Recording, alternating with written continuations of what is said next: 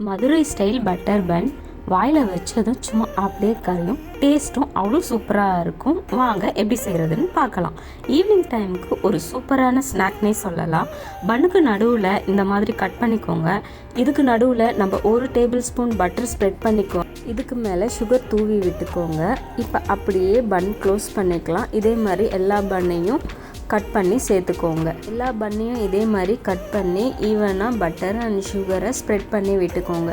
இப்போது தோசை கல்லில் 2 ஸ்பூன் அளவுக்கு பட்டர் சேர்த்துக்கோங்க. பட்டரை அப்படியே எல்லா பக்கமும் தோசை கல்லில் ஸ்ப்ரெட் பண்ணி விட்டுக்கலாம். இந்த மாதிரி இப்போ நம்ம ரெடி பண்ணி வச்ச பன்னை இதில் சேர்த்துக்கலாம். லைட்டாக சர்க்கரை தூவி விட்டுக்கோங்க. இப்போ அப்படியே திருப்பி போட்டுக்கலாம். 2 பக்கமும் இந்த மாதிரி குக் பண்ணி எடுத்துக்கோங்க. நான் 1 கப் அளவுக்கு பால் எடுத்து இருந்தேன் ஃபஸ்ட் டைம், அப்புறம் செகண்ட் டைம்னு ஆட் பண்ணிவிட்டு இதுக்கு மேலே கொஞ்சம் பட்டர் சேர்த்துக்கலாம். அவ்வளோதான், மதுரை பட்டர் பன் ரெடி.